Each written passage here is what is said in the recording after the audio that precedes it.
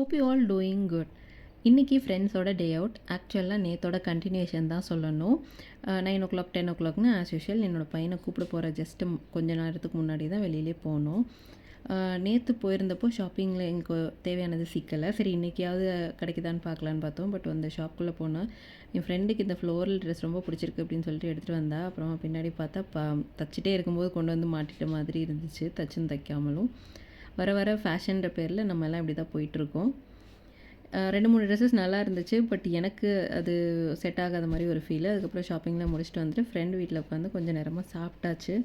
Friend வீட்டில் tomato ரைஸும் எக்கும் வச்சுருந்தாங்க. ஸோ எல்லாத்தையும் சாப்பிட்டு முடிச்சுட்டு கொஞ்சம் நேரமாக பேசிகிட்டு இருந்துட்டு பொண்ணை கூப்பிட போகலாம் அப்படின்னு சொல்லிட்டு போயாச்சு. பொண்ணு பிக்கப் பண்ணிவிட்டு வரும்போது தான் யோசித்தேன், அம்மா வீட்டில் சாப்பாடு பண்ணி வச்சுருக்காங்க அப்படின்னு சொல்லிட்டு. முள்ளங்கி சாம்பாரும் கேரட் பீன்ஸ் பொரியல். காலையில் அவ்வளோ நிறைய இருந்துச்சு. 2 நாளாக வீட்டில் சாப்பிடலன்னு நினைப்பாங்கன்னு. கரெக்டாக உள்ளே வந்ததுமே அம்மா கேட்டாங்க, இவ்வளோ நேரம் சாப்பிடாமல் சுற்றிட்டு இருக்கியான்னு சொல்லிட்டு. இருக்கிற மிச்ச சாப்பாடு எல்லாத்தையும் போட்டுட்டு வந்து உட்காந்ததுக்கப்புறம் தான் யோசித்தேன், 80s 90s கிட்ஸ் வந்து எவ்வளோ பாவமான கிட்ஸ்னு.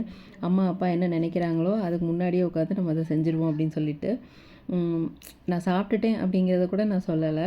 சரி வீட்டில் செஞ்சு வச்சுருக்காங்க, இதை உட்காந்து நம்ம சாப்பிட்டு முடிச்சிடணுங்கிறத மட்டும்தான் தாட்டாக இருந்துச்சு. அதுக்கப்புறம் அம்மா ஈவினிங் ஸ்நாக்ஸ் பண்ணியிருந்தாங்க. அரிசி மாவில் பூரி பண்ணியிருந்தாங்க. டிஃப்ரெண்ட் டேஸ்ட்டாக இருந்துச்சு, நல்லாவும் இருந்துச்சு. அப்பாவுக்கு இந்த மாதிரி சாப்பிட்டு பழக்கம் இல்லாததுனால அப்பா அவ்வளோவா இம்ப்ரெசிவாக இல்லை. இப்போல்லாம் டேடி வீட்டில் இருக்கிறதுனால துணியை காய வச்சதுக்கப்புறம் இந்த ஸ்டாண்ட்லேருந்து போகும்போதே ஃபுல்லாகவே ஃபோல்டிங்கோடு தான் போகுது. உள்ள ஒரு ஐடியலான சேரை தேடி போகிறதே கிடையாது.